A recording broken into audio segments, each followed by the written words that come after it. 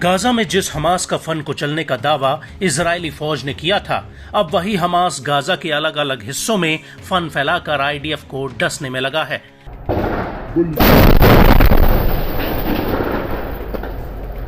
एक तरफ जहां हिजबुल्ला इजराइल के ऊपर भीषण रॉकेट और ड्रोन हमले कर रहा है,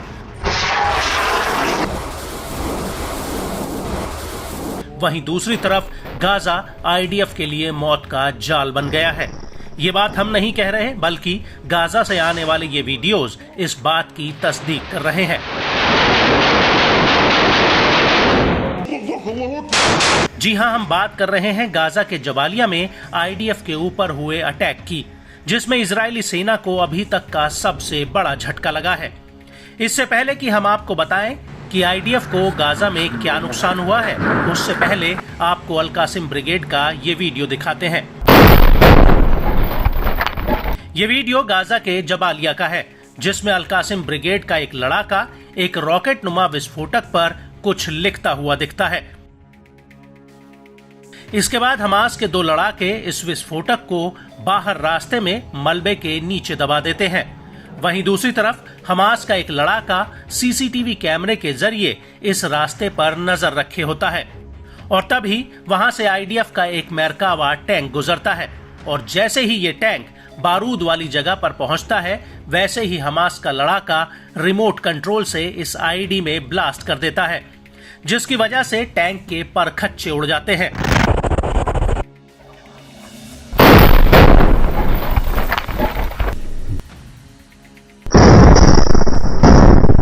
दरअसल इस धमाके में आईडीएफ की 401वीं आर्मर्ड ब्रिगेड के कमांडर कर्नल एहसान दक्सा और एक बटालियन कमांडर की मौत हो जाती है। उनके साथ कुछ और अधिकारी भी इस टैंक में मौजूद होते हैं।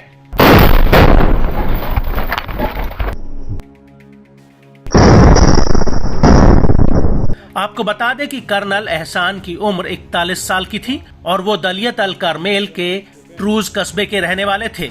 बड़ी बात यह है कि कर्नल एहसान आईडीएफ के सबसे सीनियर कमांडर्स में से एक थे, जिनकी गाजा की लड़ाई में जान चली गई है। वहीं 7 अक्टूबर 2023 को हमास ने आईडीएफ के 4 कर्नल्स को मार गिराया था, और अब ये संख्या 6 पर पहुंच चुकी है।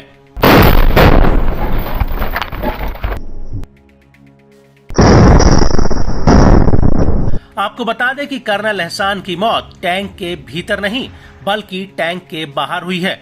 आईडीएफ की रिपोर्ट के मुताबिक वो अन्य अधिकारियों के साथ टैंक के बाहर कुछ ही मीटर दूरी पर मुआयना करने आए थे, तभी वहां मौजूद आईडी में ब्लास्ट हो गया।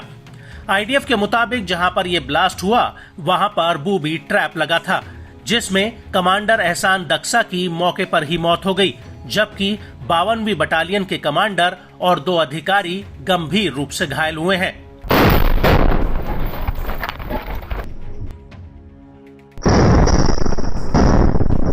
और जिस वक्त यह हमला हुआ, उसी वक्त जबालिया कैंप में अल कासिम ब्रिगेड ने भी आईडीएफ के ऊपर एक बहुत बड़ा हमला किया। अल कासिम ने इसका एक वीडियो भी रिलीज किया है, जिसमें दिख रहा है कि दूर एक बिल्डिंग में आईडीएफ के जवानों ने पोजीशन ले रखी है। तभी अल कासिम के लड़ाके उस बिल्डिंग पर रॉकेट लॉन्चर से हमला कर देते हैं, जिसमें जोरदार ब्लास्ट होता है।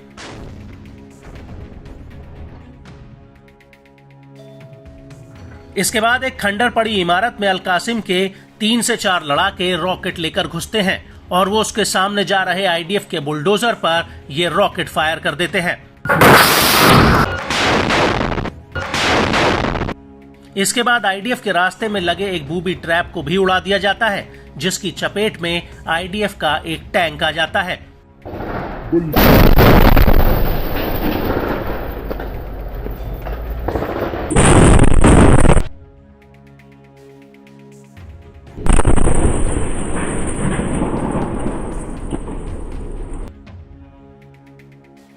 और इसके बाद हमास का एक लड़ाका मलबे के बीचों बीच खड़े एक टैंक पर रॉकेट फायर कर देता है।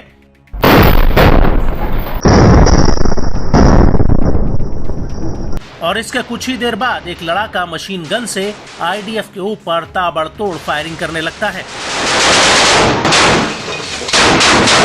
और इस हमले के दौरान ही अल-कुद्स के लड़ाके जबालिया कैंप के बीचों बीच अल-कसासिब में आईडीएफ के एक मरकावा टैंक पर आरपीजी दागते हैं। और अल-कुद्स के इस वीडियो में पहले तो दबे पांव 2 लड़ाके हथियार लेकर गलियों में भागते नजर आते हैं।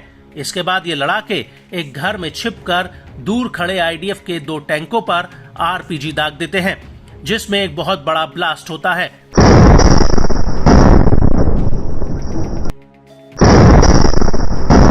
इसके बाद वहां पर आईडीएफ के 2 सैनिक भागते हुए नजर आते हैं। हालांकि इस हमले में आईडीएफ को कितना नुकसान हुआ, इस बात की पुष्टि नहीं हुई है।